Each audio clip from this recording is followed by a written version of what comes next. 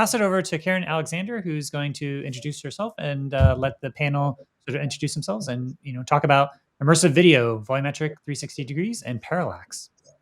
Thank you, Kent. Thanks. I'm really excited to be moderating this panel. I'm Karen Alexander. I am the director of XR Connected. I'm one of the founders of XR Women, and I'm also a member of the team, the WebXR events team that puts on these events. And so it's very special to be able to moderate this panel because I also do a little 360 videography myself. My guests today are Hugh Ho, who's the co-founder and creative director of Creator Up. He is a 360 VR filmmaker and a YouTuber. Christina Heller, who's the CEO of Metastage, which was founded in 2018, and that's the first North American partner for the Microsoft mixed reality capture technology. And she's a pioneer in 360 and VR content as the CEO of VR Playhouse. And we also have Sean Frayne, who is the CEO and co-founder of Looking Glass, which provides holographic interfaces, now including 4K and 8K systems. So I'm going to start with a question for Hugh. And you've made many YouTube videos that help people who create 360 videos. I know that I've benefited greatly from them, as have my friends in 360. And you're a go-to person for learning about the latest hardware and tools. One really quick question, how many of these videos have you created on how to make 360 or on 360 tools? I think according to YouTube, I have more than 500 videos. Wow. That's including 2D, 360, 3D, 360. I'm actually making a volumetric one too, not in Metastage Capture, but capture somewhere else. Like I have all different kind of videos. So yeah. Wow, that's a lot. That's a lot. And I know the community is grateful to you for the service that you provide in making these videos that help us all to do what we want to do. And those 360 tutorials and informational videos on hardware, that's not your main gig, right? And you kind of do that on the side a little bit. Is that correct? And so yeah. So all my YouTube video is basically come out from the love of the community. I don't get paid. I don't do sponsor content. That is just sharing my experience from my day job as a VR filmmaker. So I do have a day job as a director and VR filmmakers, and I work on commercial world and the feature film world. So yeah, I shot a lot of stuff, including the recent Oculus Quest 2 launch commercial. I'm the guy behind the camera that shot in VR. That's awesome. That's really exciting. And so to tell us a little bit about why you do this. What is it about 360 video that inspires you? Why do you put so much time and effort into helping people learn how to create in 360? So when I first time see 360 video, like mentally, subconsciously really changed the way I approach storytelling. Is so immersed and it's so like put me into a different mindset than to experience story in a whole new level. And then I do the same thing. I put the headset onto my friend, and my friend took the headset off. He's a big like ex-football player. Like he took the headset off. I see him crying in the headset. So I never see such a story and medium has such a power to really like touch people to the core and subconscious level. And right now with the technology so like advanced, we have like I'll give Positron a plug as well. Like with motion chair, with 6 sensor, like sub pack with sensation, visual and spatial audio, people can really immerse and make them feel like that they are actually there in a virtual world, and that open a world of possibility for storyteller to really try to get their story across. I think that as a storyteller myself, like we can basically tell story next to a campfire if you're a great storyteller. But since we have all this like tool at our disposal, why not just use them all to really like expand our way to telling story, so our future generation can really benefit from it. And that is why I create tutorial to teach people the breathing edge or wonky way to tell stories. So if people want to try it, they can at least try it. I'm not a great storyteller myself. I'm just a messenger. I want to share my experience, my frustration, my failure. So fellow better storyteller can use my experience to tell better story than long-lasting effect on the community in the storytelling perspective. So that's why I can 360. Yeah, thank you. Thank you so much. Christina, can you talk a little bit about making that shift from working with 360 and VR to volumetric at Metastage, and what it was like to make that change, and what made you want to do it? Can you tell us a little bit about that? Sure. 360 video was really my entry into the world of immersive. Back when, when I founded VR Playhouse with my team back in 2014. I think it was 2015 when YouTube enabled 360 video, and so it was like a really exciting time. I remember having to, I know, Hugh, you do too, stitching the GoPro videos. I actually manually stitched them myself back in the day using AutoPano. And it was like really a very like such early days.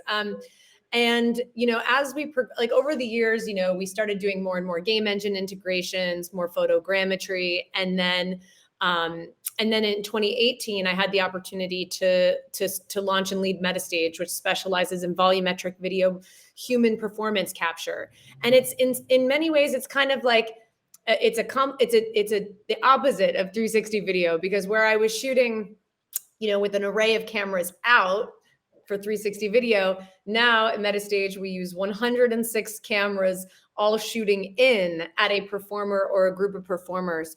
And we take that, 3D performance and put it into an environment. And that can be a synthetic environment, or it can be a scanned, real life environment. And it provides, that next level of immersion, because you're able to move around the space with what they say, 6 degrees of freedom, and you can engage with an asset as if somebody's right there, or like a holographic asset, as if somebody's standing right in front of you. I remember the first time I did volumetric video back in 2015, and it was, still early days for that tech, but it was one of those moments in XR that I'll never forget. Like, just the feeling of presence you get when you're standing in front of somebody who, and they have all of their dimension, and you can move around them as if they're there. It's really, really compelling. And man, it's come so far since 2015. I mean, the stuff that we're doing now, and the ability, as I'm sure we'll discuss, to like be able to stream it through the web, with WebXR and integrated into websites now. It's come a long way. Sorry. We'll want to talk more about WebXR as we come up, but can you tell us a little bit about some of the projects that you are working on at Metastage now? Yeah, well, let's see. You always know the ones that you're working on now. You're not allowed to talk about too much. So let me see. What do I want to highlight? I think that we did a lot of really interesting work in the fashion world in the last 6 months. We did we were able to do a project with Riot and Verizon for New York Fashion Week, which was a WebXR experience with Christian Cowan. We did another experience where a former Miss Universe used a major New York street as her catwalk, and she was like larger than life. And so using like a geolocated app, she would actually walk like a massive hologram down Fifth Avenue.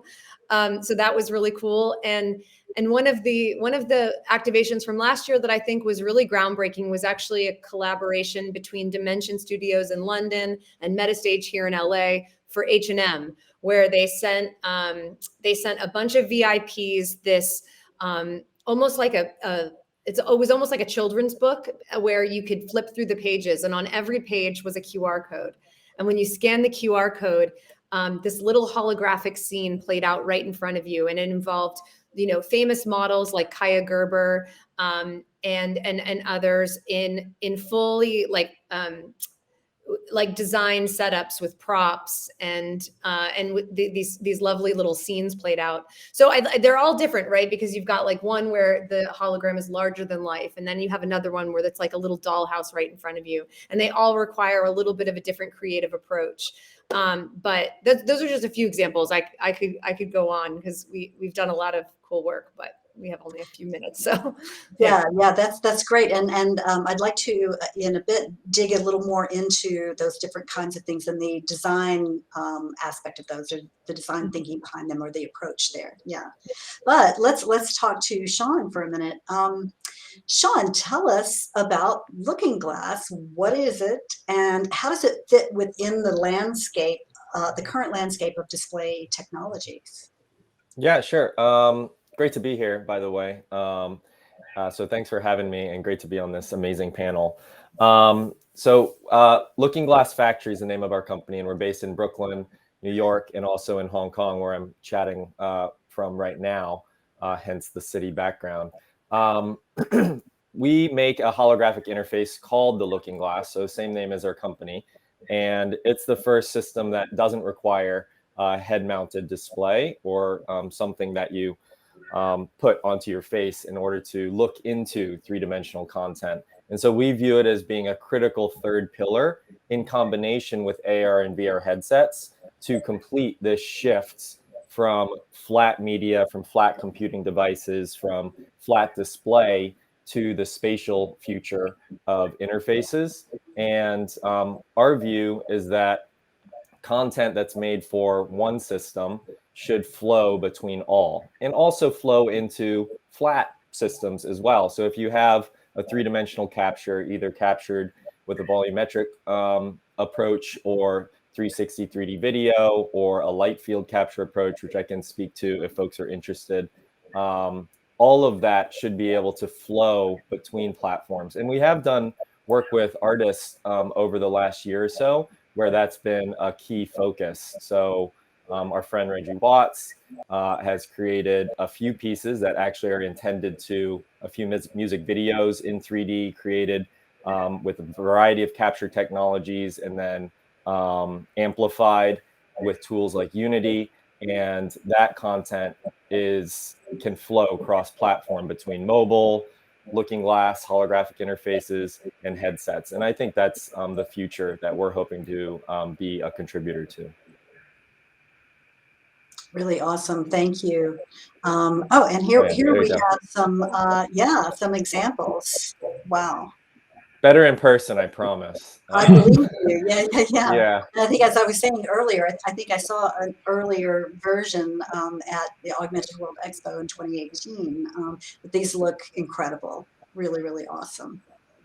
Yeah, fantastic. Thanks for sharing those. Yeah, I want to go. I want to come back to some things you said in a little bit, Sean. But now, Christina, you touched on sort of the difference in scale with some of the projects you've worked on. And since this is the design summit, can we talk about that from a design perspective? What is required when you're using volumetric capture, and how do you have to think about these things? Yeah. So volumetric capture is attempting to recreate, is a reconstruction of a live action performance. So sometimes it gets confused with motion capture, which is something where you have like an animated asset, and then you have, an actor in a point suit, puppeting essentially an animated asset. In volumetric video, as opposed, it is something where I could go out on stage dressed in the clothing I'm wearing now and, do a dance or give a speech. And then the asset on the other side is a faithful, high fidelity reconstruction of that performance.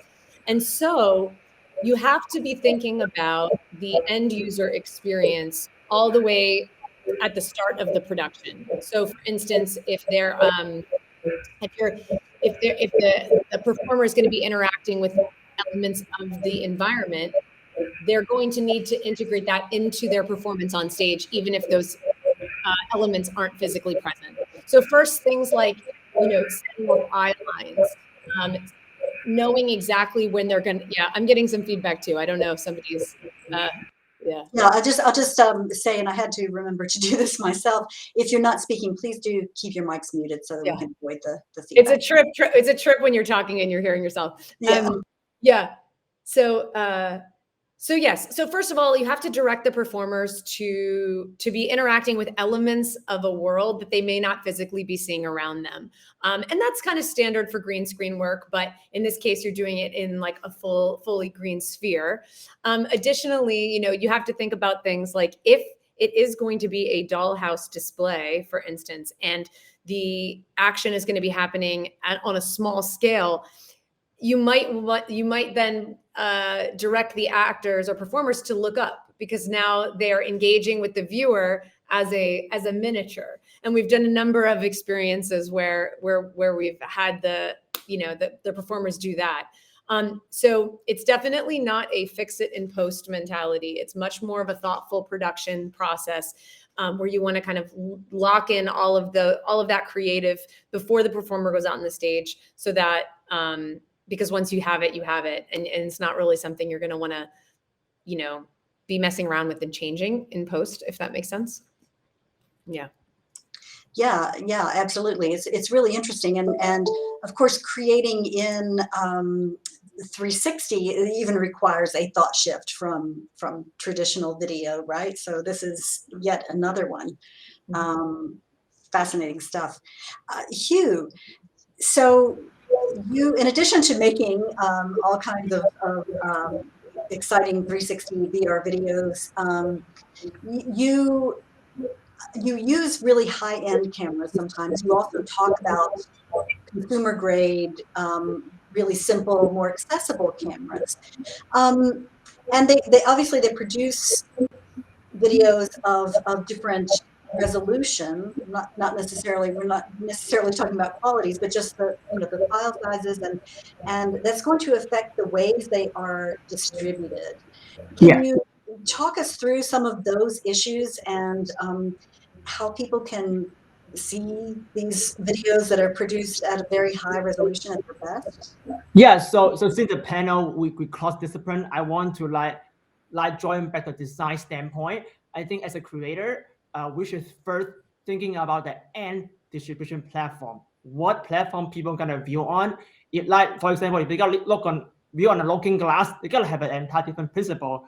View on an Oculus headset or on a phone. So at least on my channel, and I see the trend of how people in inquiry like different distribution platform, and then backtrack, I will introduce new technology. So recently, I actually do a big collab with a USC professor called Eric Hansen in photogrammetry, and hopefully I will get Christina on my next video to talk about volumetric capture. But that is a need from the viewer, right? Because we need to think about first where the story gonna live. If it can be on YouTube, which it should be, because most of the artists right now, I post them, I ask them, say, yo, do you want to make a VR video in stereoscopic 12K looking you can showcase on a 3D screen? They say, no, I want my viewers see it. They're all on YouTube. So my subscriber only care about YouTube 360. So we need to create a solution that can backward compatible on that end. And talking about a WebXR ecosystem, right now WebXR or WebAR is exploded, but practically speaking, we still have challenging to look at 3D in the flat screen on web. So whatever I created first, to make sure we serve that need, so people can immediately take out the content, display that in a Doom theater-like environment in WebXR, and then from then forward, I can make it stereoscopic, which is 2 view, and then and go crazier. We can using mocap, volumetric capture, photogrammetry, and then create more 3D live hologram projection and distribute on looking glass. So it's all depend on stage, and we depend on how much budget you have. Again, really important. Look at your budget. As an artist, we don't have number in mind, so we just you know what, we should capture mega stage. How much it cost? We got go shoot the sky, right? But would it talk to as a designer? I think the first job for us is talk to the client, talk to the funder, and talk to yourself, how much money you want to spend on my art, and who gonna view my art on what platform. If you have that formula in mind, now your design can base on that. Yeah, thank you. Thanks a lot. Wow, there are several things there that I want to pick up on and throw to Sean. One is like the multiple screens and the ways that these things can interact with one another. And another one is just about the delivery methods. How do we get content to the end user? And does it require a headset? Talk us through that and your perspectives on it. Yeah, I mean, I think we're kind of at the the equivalent transition of film from photograph to film 100+ years ago, but for spatial media formats and whatnot. And we're seeing a few different ones emerge, and they all have different powers and different limitations, both on what it takes to create the content, and then also what it takes to view and share the content. To Hugh's point, right now, folks will want to deliver the content to the maximum audience in many cases. But if we can find a way to take that exact content that's delivered, let's say on the web, and flow that into other platforms like HMDs, like VR and AR headsets, and like holographic interfaces like the Looking Glass, then I think over the course of the next few years, we will start to see that transition, not only in the capture technologies, in the capture formats, but also in how people experience that captured content, accelerate towards spatial formats from strictly flat formats. And this is, I view it as basically inevitable, because this is how we view the world. This is kind of a trope in these conversations nowadays, is like every one of us believes that we view the world in 3D. We have a big chunk of our brain that's for 3D processing. So of course, the way that we view our memories and communicate with one another and see the world, both past and future, it's going to be spatial. And it's just a question of when that is going to flip over from being niche audiences, which is what it is now, to being everybody. And we take the view that that's going to happen over the next few years, because there's so many creators that are now flowing into this. And finally, we have cross-platform APIs that are able to allow different output devices to plug into different types of created content. Yeah, great, thanks. So do either of you want to respond to that, Hugh or Christina? Yeah, I want to actually echo on Sean just said, that as a creator, as a filmmaker background, I feel like that right now the XR world, the metaverse, whatever that big word is, like missing an entire community that most of my friends are into. They usually most of them female actually, and most of them are not gamer. They love to watch movie and ask them to look at low poly animation graphic. They're like, I want to look at live action. And then there is people like gamer that all they care about is the animation. I feel like that's the missing market right there. The technology and content creator can actually meet at the end road, because technology is getting better and better. And with volumetric capture, at some time in the distance, you can't tell that is actual capture on the camera or actually a scan. We don't tell anymore. Well, with Looking Glasses, now we can actually trick people in reality that is only looking at an actual person in reality. So the boundary between virtual reality and reality is kind of getting blurry. I think the future probably gonna move that way. So we have all these different kind of discipline all merge into a reality, into a physical environment, so we can interact and experiencing in it to increase our sensor projection. And that's what I love to see the future can be. Yeah, that's awesome. It is exciting to think about. Yeah, Christina, do you want to respond to that, or talk a little bit about the WebXR and how it might apply to volumetric? Yeah, I see Eric Chang over there in the questions. I can also talk a little bit about that to the best of my ability as well. He was asking about the difference between 3DOF video and 6DOF experiences, and how do we capture and present realistic humans on devices with mobile GPUs. So I think, that's interesting, and I mean, that's always a big challenge, right? Because if you're dealing with like a mobile device, then it's about size and streamability. I feel like, and this also pertains to WebXR as well, because when we're making things for like, let's say, eighth wall or sense of space, if it's going to be running through a browser-based platform, then it also needs to be compressed to the smallest file size, while also maintaining the integrity and fidelity of the capture, because you're not going to spend a bunch of money to do a capture of a high-profile person if it's not going to look great in the final experience. So Right. On our end, what we do is it's really about like how few polys we can get the capture down to while still maintaining the integrity. And I think at Metastage, the lowest we will go is 10,000 polygons.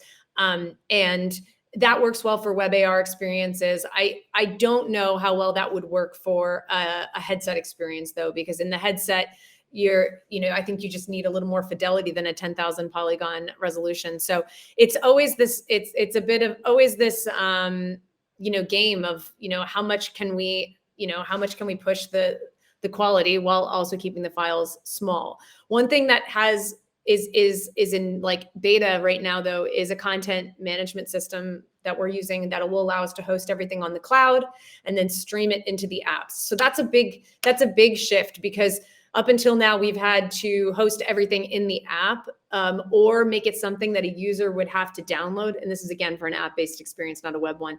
But making the user have to manually download something or having to put it in the app, it's not a good recipe for doing something like maybe some training content where you're going to want a lot of volumetric capture. So being able to host things on the cloud and stream them through the app. And then also, I think at this point we've dialed in our settings for all of the web exports. I feel pretty confident on that.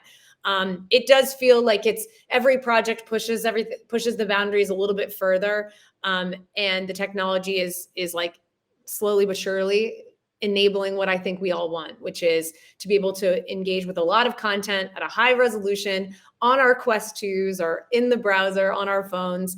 And long story short, I'm kind of rambling a bit, but I feel like every project we do with our clients, like it's a collaboration, right, between Metastage and whomever we're working with. Everybody has different desires, needs, hopes, aspirations, goals for their project. And, what we try to do is take what we consider, some of the best volumetric tech in the game and our very production savvy team, and do everything we can to get you, the best desired outcome for the product. And I'll also say we love our looking glass. We were in the original Kickstarter for the looking glass at Metastage. We had it when we launched in 2018 at our opening party. I remember we had a little ballerina in there. And we were right on with the new Kickstarter. I've got one at my house and at Metastage. It's a wonderful tool. And again, such a fun little playground to imagine inside. So I'm excited. Thank you. That's so nice of you to say that. Yeah, you. yeah. And then we get to the future of live too. Like live volumetric is on the horizon, and being able to use our looking glasses to, portal like a holographic display into someone else's living room. I mean, it's exciting stuff. Very cool. Very cool. Yeah. Sean, do you want to say a word about WebXR and how that might relate to what you're doing with Looking Glass or at the Looking Glass Factory? I mean, I kind of touched on it broadly before, just in the sense that any super API that allows a bunch of different platforms to flow into other interfaces, which WebXR does, because unlike some other approaches that are limited in terms of number of perspectives that can be generated with the system and whatnot, WebXR can produce one view for flat output devices, or two views for a VR AR headset, or a multitude of perspectives, support a multitude of perspectives rather, for something like the Looking Glass. That's what's key. And, we'll see, I think, how that all shakes out over the next year or two, but we're excited about it. Very cool, very cool. And that connects to, you know, some of the things that Hugh has talked about the way that tools can make things easier for content creators. Yeah, I see that our hosts, Kent and Julie, are here. Hi, Do you guys. have some questions for us from the audience? Yeah, well, I think we're just at the end of the time here, and I just want to a quick comment, which is that most people either come into XR from the film world or from the video game world, and I feel like there's going to be like a meeting in the middle at some point with a lot of this sort of volumetric capture and holograms and stuff. But I highly encourage folks to, if you're not watching 360 video, to check out what's happening there, either on YouTube or Oculus TV, or check out some of the stuff that's happening on these film festivals. There's the 5 Rs Festival from Karam that's going to be coming up. So just a lot of really interesting innovations that are happening with the storytelling within 360 video still. I think it's probably one of the areas that's pretty overlooked in the overall industry, but really appreciate all these creators that are on the front lines of creating all these different experiences and, you know, like Metastage pushing forth the volumetric video and the looking glass technologies. This is all very exciting for me in terms of the fusion of where this is all going. So thanks everybody for thanks everybody for the discussion. So great. Well, wave goodbye. Bye everybody. Bye. Thanks, everyone. Icicle, Michael, thanks.